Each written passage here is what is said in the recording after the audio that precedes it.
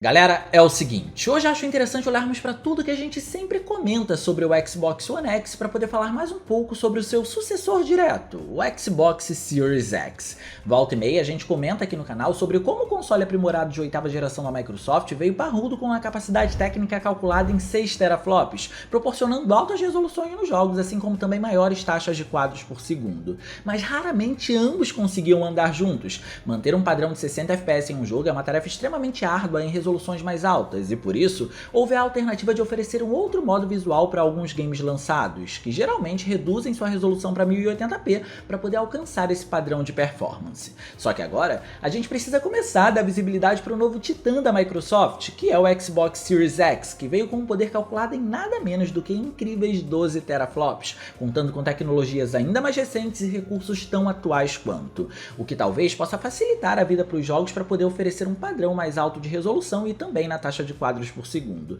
E ele já se mostrou bastante promissor nesse sentido desde que ele chegou. Só que na verdade, ao menos no momento, a gente precisa entender que ainda não existe um foco voltado direto para os games da nova geração, o que faz com que muito do poder da plataforma tenha que ser mostrado usando os jogos que já estavam disponíveis antes mesmo de seu lançamento. E vamos combinar que isso não é uma tarefa difícil para a Microsoft, já que ela tanto promove a sua vasta biblioteca de retrocompatibilidade. Logo quando o console surgiu, os resultados nas melhorias visuais eram visíveis até em jogos do Xbox 360, só que isso já era proporcionado pelo Xbox One X por outro lado, o que já nos leva a falar da relação que esses dois consoles têm entre si. Quando os jogos são executados no Xbox Series X, o padrão que ele considera automaticamente é o padrão encontrado do Xbox One X. Então se um jogo se apresentava melhor no console aprimorado de 8ª geração, aqui no seu irmão mais novo essa é a filosofia que vai ser seguida, desconsiderando o Xbox One base.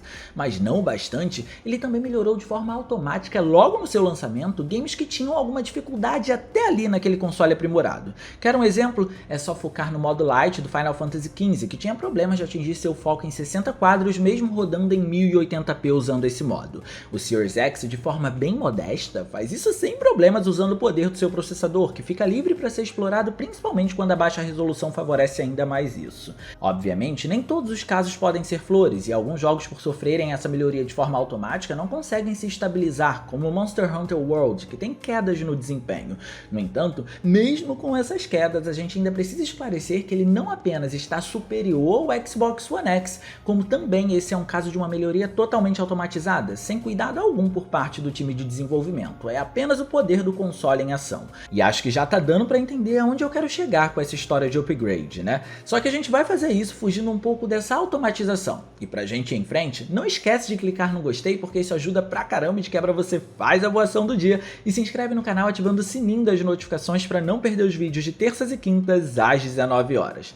Tudo isso feito? Então vamos ver o que a gente ganha com alguns jogos bem específicos rodando no Xbox Series X. Se você acompanha o canal assiduamente, então presumo que esteja bem informado sobre muito do que o console consegue fazer, mas se você ainda não faz, é importante deixar alguns pontos claros sobre ele. Além da forma tradicional de melhorar a performance dos jogos, existe uma outra maneira que também é automática, porém existe um cuidado para ela poder acontecer, e ela é chamada de FPS Boost, que a gente por sinal já mencionou aqui em alguns vídeos.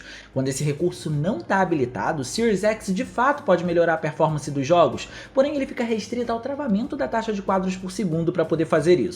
Ou seja, se um jogo é travado em 30 quadros por segundo, ele naturalmente, caso tenha dificuldades na plataforma aprimorada anterior, vai rodar em 30 quadros por segundo muito provavelmente estáveis aqui. Os 60 quadros só podem ser alcançados se o jogo não tiver essa trava, e é aí que o FPS Boost entra como recurso para poder tirar essa limitação do código-fonte do game, sem fazer alterações nele. Em outras palavras, ele apenas libera esse limite para o Series X usar seu poder na performance. Então se um jogo era limitado a 30 quadros por segundo, se ele receber o FPS Boost, ele automaticamente quebra esse limite e vai para 60 quadros por segundo, e em alguns casos a gente tem uma performance maior do que essa. Mas além desse recurso, existem alguns jogos que recebem um tratamento diferenciado, e isso pode acontecer por uma preocupação por parte da desenvolvedora de se assegurar que o game se comporte como deve na plataforma, ou porque existe uma demanda técnica para isso, seja porque a engine é muito complicada ou porque o jogo demandou de fato isso e a desenvolvedora quis trabalhar mais nele. E esses são os casos mais interessantes pra gente poder ver. Por isso, não quero começar pegando leve. Logo de cara a gente vai falar desse título que teve um tratamento bem refinado aqui pro console de nova geração da Microsoft. You find what you're looking for? Yeah. And now we need to kill it. Gears 5 é um marco técnico. O jogo usa uma das engines mais bem desenvolvidas da indústria e explora basicamente tudo o que ela tem para oferecer. E para quem não sabe, a gente está falando da Unreal Engine 4. E ele faz isso já nos consoles de 8ª geração, ou seja, no Xbox One base e no Xbox One X. Física aplicada nos materiais, anti-aliasing de alta qualidade e shaders com altíssima definição são apenas alguns dos vislumbres que o título consegue proporcionar usando esse motor gráfico. O que nos leva à pergunta, o que um título como esse, que já fez isso tudo tão bem lá atrás, tá fazendo nesse conceito de vídeo para poder falar do Series X. Estranho, né? Mas eu vou explicar. Mesmo que ele tenha um exímio desempenho no Xbox One, seja em sua versão base ou aprimorada, o jogo, através de um tratamento refinado aqui, conseguiu aplicar novos recursos para melhorar ainda mais esses visuais e a sua performance. Então, para começar, vamos tirar o básico do nosso caminho. Gears 5 no Series X opera na mesma resolução que no One X. Existe a técnica da resolução dinâmica, que passa por valores como 1080p, 1728p e, por fim, o 4K. Ele basicamente transita entre esses valores, sendo que o valor do meio é o mais encontrado aqui. Inclusive, é ainda mais encontrado que no One X, que descia para 1080p com um pouco mais de frequência lá. Mas como eu já disse antes, um dos elementos que esse jogo usa muito bem é o anti-aliasing no motor gráfico, que por ser de boa qualidade, a gente nem percebe que a resolução caiu na dinâmica da jogatina, e isso é realmente um vislumbre visual. Só que até aí, a gente não tem nenhuma novidade, porque o Xbox One X já fazia tudo isso muito bem. As novidades vão começar a partir de agora. No Series X, o game aplica um sistema de iluminação global levando em conta o espaçamento de tela, uma técnica que, mesmo que não aconteça em tempo real como o Ray Tracing faz, tem uma finalidade similar a ele. Então aqui, a gente encontra muito mais sombreamento proveniente de uma iluminação indireta sobre os materiais e, como a cereja do bolo, ele de maneira bem leve consegue considerar a cor de determinada superfície na hora de iluminar a área, dando ao local uma coloração diferente da que a gente encontra no Xbox One X, por exemplo. O curioso é que o recurso não consegue ser aplicado nas cutscenes, mesmo que elas aconteçam em tempo real. Quando elas estão rolando, é como se a técnica fosse desativada e estivesse restrita apenas ao gameplay. Mas aproveitando que a gente mencionou as animações, é importante dizer que houve um upgrade aqui, porque agora elas conseguem rodar em 60 quadros por segundo. No One X, mesmo que durante a jogatina o foco fosse os 60 FPS, as cutscenes eram travadas em 30, já que esse limitador felizmente desaparece. Mas seguindo, outro ponto interessante para ser mencionado são as texturas de uma forma geral e tudo que acompanha elas. No console de nova geração, depois de ter recebido um patch com aprimoramentos, nós tivemos uma qualidade nos materiais extremamente similar ao que a gente encontra nos PCs, o que é algo realmente impressionante. Mas o destaque vem mesmo para um recurso extra implementado aqui. O jogo originalmente já se destacava pelo uso de Parallax Occlusion para poder dar relevo às superfícies, e fazia isso muito bem, sem sombra de dúvidas. Mas aqui ele ganhou ainda mais uma técnica para poder auxiliar na profundidade disso, que foi o Cone Step Mapping, que basicamente tem a mesma função que o Parallax, mas acaba sendo um recurso mais preciso, digamos dessa forma. E por isso, todas as superfícies que receberam ele complementam o cenário de maneira ainda mais orgânica que na versão do console aprimorado anterior, porque de quebra, ainda se permitem receber uma melhor influência do ambiente occlusion como iluminação indireta para poder ganhar ainda mais a sensação de profundidade. E é claro que no meio disso tudo, também tivemos o ganho nos detalhes mais amplos, como maior nitidez e definição de sombras e superfícies que têm mais elementos como a própria armadura ou o modelo dos personagens.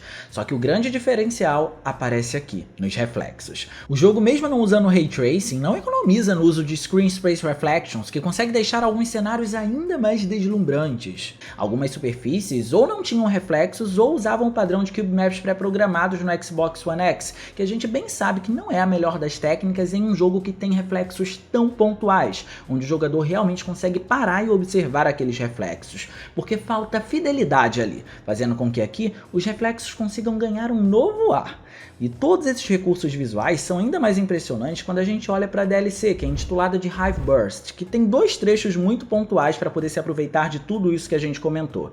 Isso porque no início da DLC temos um ambiente tropical que usa bastante dos elementos de iluminação para poder conseguir criar uma ambiência, além de se aproveitar de toda a física nos materiais para criar a vegetação. E mais em frente a gente acaba encontrando mais uma vez os efeitos de luz no cenário, que tem muita lava como elemento predominante, que por estar bastante presente abusa na quantidade e na precisão do uso do efeito, dando vida a uma incrível direção artística. Só que obviamente, como o santo graal desse patch, podemos considerar tudo isso rodando com a performance corrigida de problemas que antes estavam presentes no Xbox One X. Aqui a gente não encontra aquelas quedas desagradáveis que aconteciam em momentos bem isolados. Só que Gears 5 não foi o único único jogo de 8ª geração que conseguiu impressionar lá, e por isso está sendo um teste tão exemplar aqui pra gente poder ver o Xbox Series X em ação. Ainda existe um outro jogo, mas com esse agora, existem alguns pontos controversos pra gente poder discutir.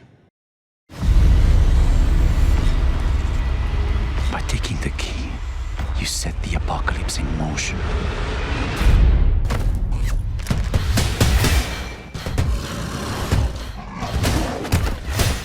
Por mais que a gente não costume fazer isso aqui, para falar de Shadow of the Tomb Raider no Xbox Series X, a gente vai precisar citar alguns pontos que acontecem no PS5, já que o game recebeu um patch lá também. E a ideia com Shadow é bem simples. Ele consiste basicamente em trazer o padrão de alta resolução com a performance em 60 quadros por segundo acontecendo simultaneamente com isso, um feito que sempre foi extremamente difícil, e algo que, como vocês já devem presumir, não acontecia no Xbox One X. E esse, para variar, é mais um game da saga Tomb Raider que abusa de recursos visuais e é inovador em diversos deles. No PC, por exemplo, ele foi um dos primeiros títulos a aplicar Ray Tracing na iluminação, o que foi genial. Já quanto aos consoles, acredito que as imagens consigam falar por si só. O número de detalhes geométricos é absurdo e por isso conseguem passar uma alta fidelidade nos materiais. E fidelidade é uma palavra levada a sério aqui, principalmente quando a gente considera que o jogo usa uma técnica pesada para poder renderizar, dar sombras e físicas aos fios de cabelo de Lara. Só que nos consoles aprimorados a gente precisava escolher em qual modo queríamos jogar, como no caso do One X, que tínhamos o modo resolução, que trazia 3584 por 2016 pixels, sendo algo bem próximo do 4K nativo, que é 3840 por 2160,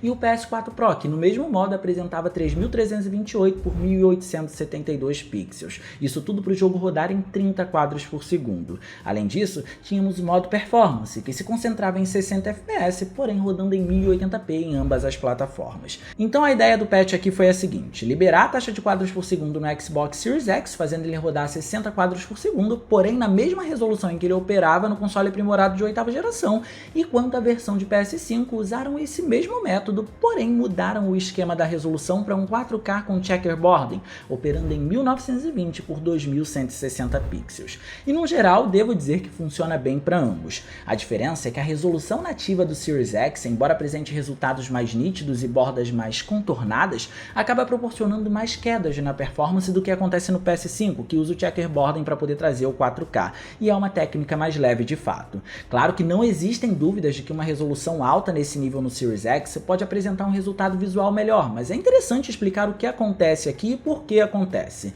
Enquanto o Series X está fazendo a contagem real de pixels, a técnica utilizada pelo PS5 tem o segredo de que ela renderiza metade de cada frame em momentos distintos, fazendo com que essas metades se encontrem para poder complementar a imagem, diferente de uma resolução nativa que renderiza todo o frame de uma única vez. O checkerboard então seria perfeito para imagens estáticas, mas para imagens em movimento, como a de jogos que basicamente são produtos em que os desenvolvedores não conseguem prever qual vai ser o próximo movimento, porque isso depende do jogador.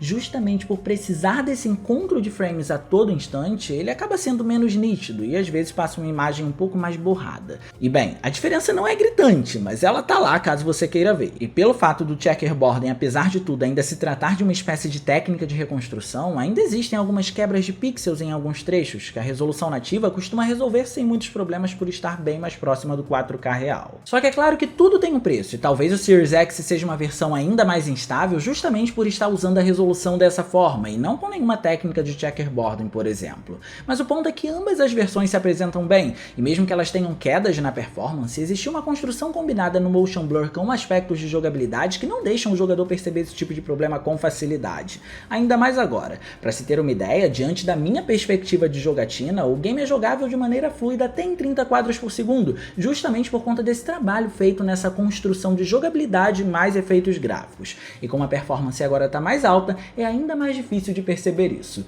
Um caso bem interessante para poder exemplificar isso que a gente está falando acontece com o FPS Boost de Sonic Generations, que por sinal a gente já comentou aqui no canal. Um jogo que transitou do Xbox 360 até o Xbox Series X com algumas instabilidades na performance. Uma plataforma podia apresentar mais instabilidade e outra menos instabilidade, mas o fato é que todas as versões contam com algum problema na performance. Mas como no Series X a gente teve a única plataforma que se focou em 60 FPS, com o apoio do trabalho combinado de Motion Blur e jogabilidade que proporciona momentos de alta velocidade, a gente quase não percebe essas quedas na plataforma de 9ª geração. E em Shadow é mais ou menos isso que acontece. O que antes já era difícil de perceber se tornou ainda mais complicado. E sem contar que os trechos que a performance cai costumam ser bastante bastante isolados.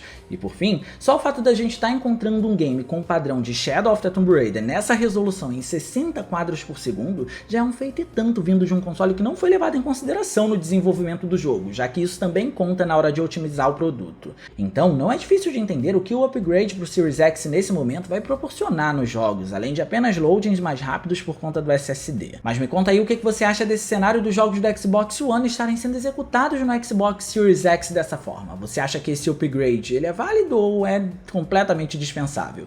Deixa aí no campo dos comentários que eu quero ler a sua opinião, beleza? E no mais eu vou ficando por aqui, eu espero muito que vocês tenham gostado desse vídeo. Se vocês gostaram, não se esqueçam de clicar no gostei, porque isso ajuda pra caramba e de quebra você faz a boa ação do dia. E se inscreve no canal ativando o sininho das notificações para não perder os vídeos de terças e quintas às 19 horas. Minhas redes sociais vão estar aparecendo por aqui, se vocês quiserem trocar uma ideia, sou todo ouvidos. Era isso, um grande abraço e a gente vai se ver na próxima.